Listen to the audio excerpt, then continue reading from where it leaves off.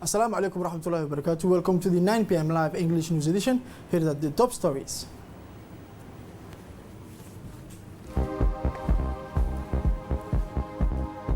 "28 new positive cases and 71 cases cured."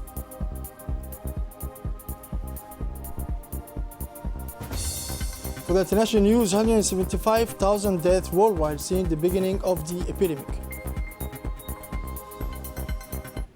Hello, welcome to our newsroom for having the news in details.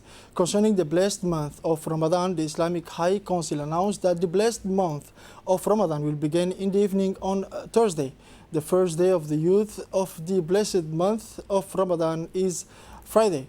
Let us recall that this blessed month, the fourth pillar of Islam, is one of the most sacred practices of the Muslim religion. A month of recollection, communion, forgiveness, and cohesion. The blessed month of Ramadan is an opportunity to maintain and renew the spirit of mutual aid, fraternity, and solidarity. Let us recall that beyond fasting, Ramadan is a privileged moment to meditate and read the Quran. It is in fact during this blessed month that the Prophet, peace and salvation be upon him, received the beginning of the revelation through the angel Gabriel in the cave of Hira, on Jabal al-Nur, the mountain of light. And now another subject, the Secretary General of Health, Mr. Salah Bunaita Trap, presented us the press briefing for this Thursday, 22nd April 2020. The situation of COVID-19 in our country is as follows. 1,317 tests were performed, 28 cases positive to COVID-19, 869 patients currently under treatment. The 71 cases cured. Today, we are registering the highest number of cured cases since the beginning of the pandemic. For the first time, this number exceeds the number of new positive cases. Regarding the situation of people currently under treatment, we affirm that they all present a clinical condition deemed satisfactory, without any complication noted. It is therefore our duty to reiterate again and again the importance of all the measures taken to limit the circulation of the virus. The Ministry of Health is not losing sight of the other health problems, especially in this rainy period, where the risk of an upsurge in vector-borne diseases is still present. Please stay home and save lives. This Wednesday, April 22nd, 2020, takes place at the Ministry of Foreign Affairs and International Cooperation via video conference, a meeting between the governments of the Republic of Djibouti and bilateral and multilateral partners accredited in the Republic of Djibouti. The government was represented by the Minister of Foreign Affairs and Cooperation, Mr. Mohammed Ali Yusuf, the Minister of Economy and Finance, Mr. Ilyas Musa Dawali, the Minister of Health, Mr. Mohammed Warsama Diri, and the Ministry of Solidarity and Social Affairs, Mrs. Muna. Bilateral and multilateral partners were represented by the ambassador and representative of a regional international organization accredited to Djibouti. The purpose of the meeting was to provide an update on the work accomplished by the government in the fight against COVID-19 and to express the government's expectation of these partners. The Minister of Foreign Affairs and International Cooperation shared this meeting. In his introductory remarks, he first of all thanked the partners for their presence at this video conference. He then recalled the many preventive and protective measures taken by the government to combat the COVID-19 pandemic and its development on the national territory. Cessation of air flight, suspension of studies in school and universities, ban on the organization of religious services in places of worship, strict confinement, systematic screening of contacts, carriers of the virus. After his address, the head of diplomacy gave the floor to the various ministers mentioned above to allow them to speak. The Ministry of Health gave an update on the current situation of the COVID-19 pandemic in Djibouti, and more specifically on the epidemiological situation of the disease as the 21st April and on the national response mechanism, particularly with regard to diagnosis and care, and the case management strategy. In her speech, the Minister of Solidarity and Social Affairs referred to the social support measures for households affected by the consequences of COVID-19. The action plan, in short, medium, and long-term achievements set up in her ministerial department. These measures including the following distribution of coupons, targeting of affected households, Djiboutian and refugees, acceleration of cash transfers for households benefiting from the usual assistance program, design and implementation of an emergency food support program for a target of 65 million additional households, etc. For its part, the Ministry of Economy and Finance referred to the negative economic consequences and prospects caused by this epidemic for our country, negative growth, job losses, thousands of Djiboutians threatened or falling into poverty. Following these speeches, fruitful discussion and exchanges took part between the minister and bilateral and multilateral partners. The meeting, which took place in a cordial atmosphere, was closed at the end of this interaction between the two parties. And now, in a statement to the Ministry of National Education and Vocational Training, Mr. Mustafa Mohamed Mahmoud, on national television, he addressed the televised lessons broadcast by national radio and telephone during the closure of the home. Dear parents, dear teachers, dear students, fellow countrymen, Assalamu alaikum wa rahmatullahi wa barakatuh. First and foremost, I would like to express my thoughts to our fellow citizens who have been affected by COVID-19 and wish them a speedy and recovery. At the outset, I will also like to pay special tribute to the head of state, His Excellency Mr. Ismail Omar Guelleh, who from the very beginning has been at the forefront of the fight against the pandemic by being proactive, taking the necessary and highly commendable drastic measures to protect our population and launching the tremendous wave of national solidarity. I could not, ladies and gentlemen, continue my remarks without paying tribute to our medical personnel and all our defense and security forces who are currently demonstrating exemplary commitment and unfailing dedication conscious of this unprecedented health crisis we are facing. Having said that, I would like to remind our fellow citizens of the circumstances under which public, private and consular schools have been closed. The first case of COVID-19 was confirmed in our country on 23rd March 2020. As early as March 24, the President of the Republic decided on measures for the general containment of the population to prevent the virus from spreading within the population. This measure forced the Ministry of National Education and Vocational Training to bring forward to April holidays. We have taken advantage of this week of advanced interrupted holidays to put in place a device as of April 1st, 2020, so that students can follow at home teaching learning during the period of confinement. This device of MENFOB is in response to COVID-19 are as follows: televised courses for all levels and all disciplines, radio courses for basic education classes, an e-learning platform for all students, which has been a huge success, especially among high school students, virtual classes for the students of the School of Excellences on Zoom platform in partnership with ISA, the Moodle platform for the continuation of the initial training offered to the 522 student teachers of the CFEEF, pamphlet adapted to students in real schools, in schools hosting refugee students, also published to accompany these students during this difficult period. Purpose for students in bilingual schools. The implementation in record time of this rich and various system required the mobilization of senior managers, inspectors, educational advisors, teachers, CRIPEN, technician, and RTD staff. All of them are working in this context of health crisis. I would like to congratulate them all for their dedication and expertise. I am announcing that this arrangement will continue until 15 May 2020. I also invite parents to become more involved in the monitoring of these televised and virtual courses so that they can give the expected results to the students. The booklets include summaries of the third term courses. They will be explained to students by monitoring who will be identified in village and localities. Now I must address the question that all parents are asking themselves at the moment. Will the schools be able to reopen before the start of the school year in September 2020?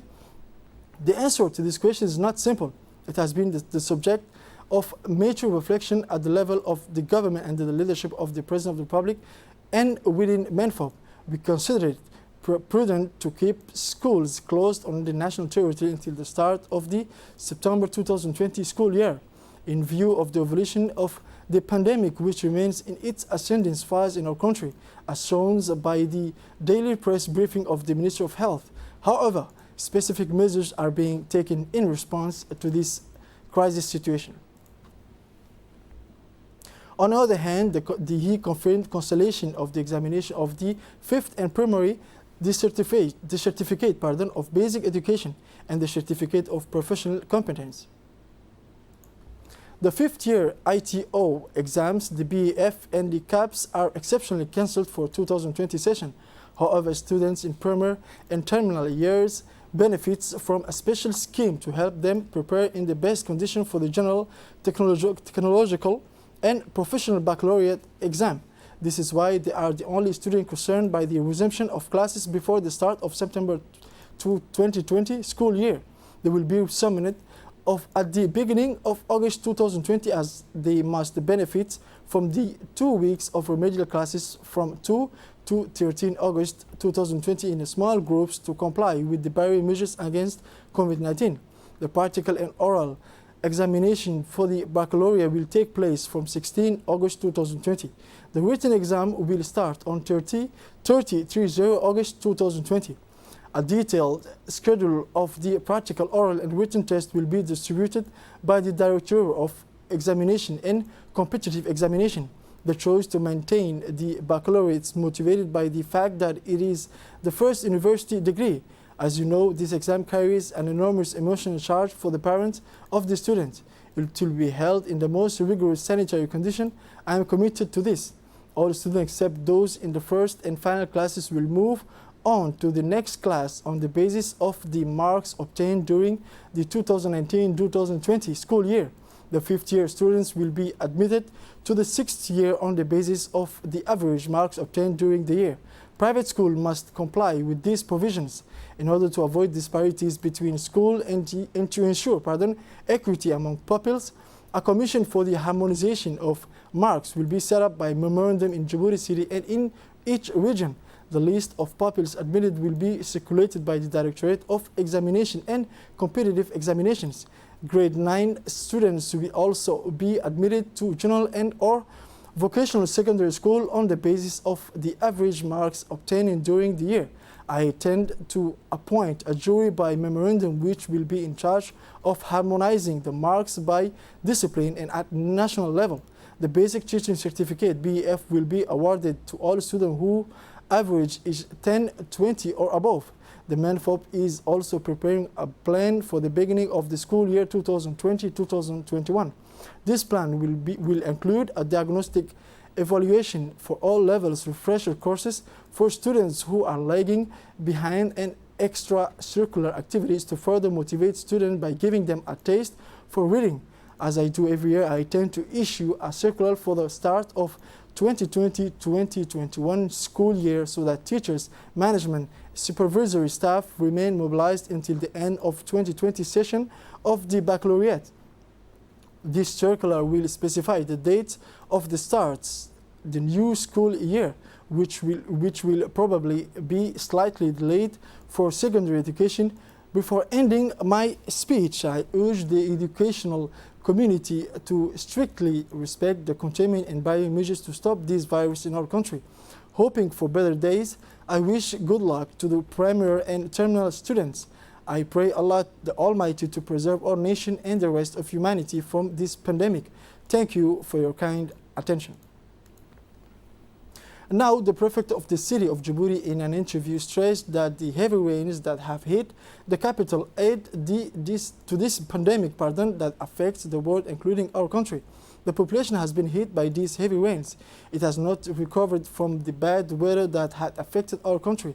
He recalled, 5 people have died and 1 person is missing.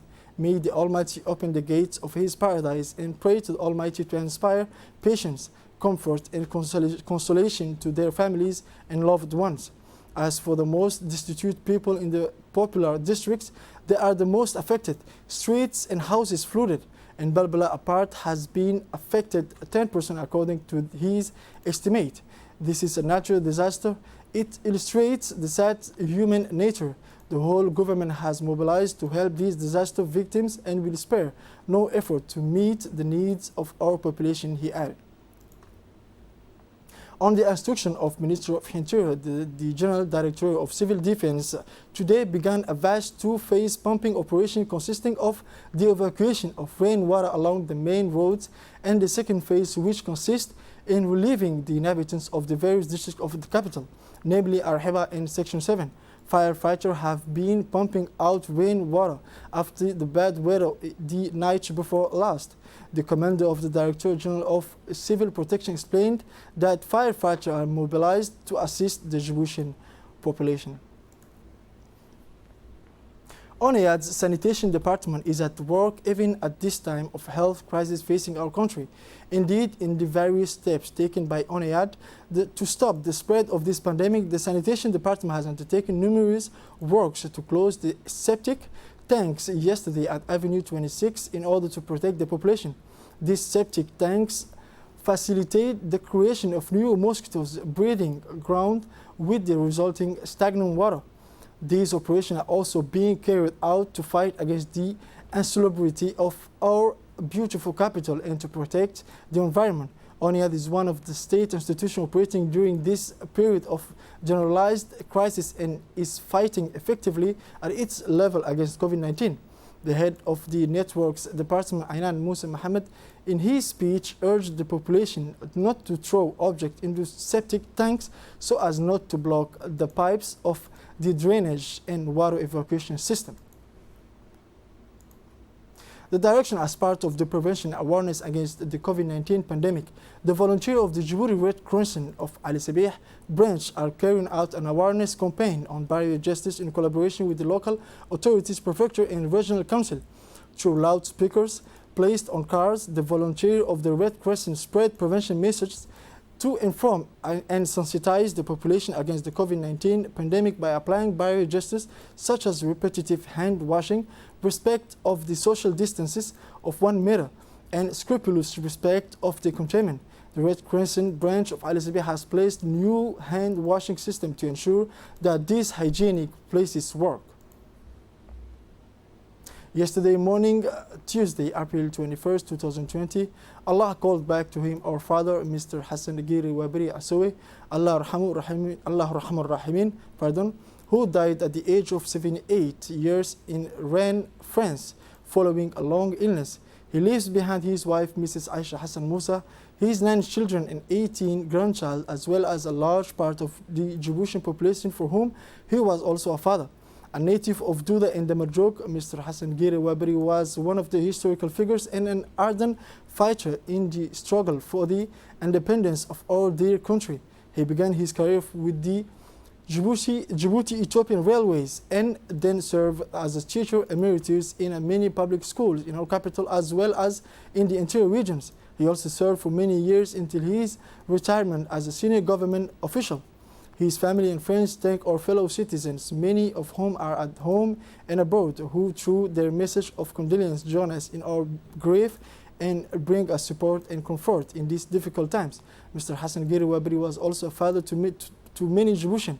Inna lillahi wa inna ilayhi raji'un. May the Most High and Most Merciful Light, our Father God, show mercy and forgiveness to him and accept him into his eternal paradise. Amen. Moving now on the international news, the COVID-19 pandemic has caused at least 100,077, 501 deaths worldwide since it emerged in December in China.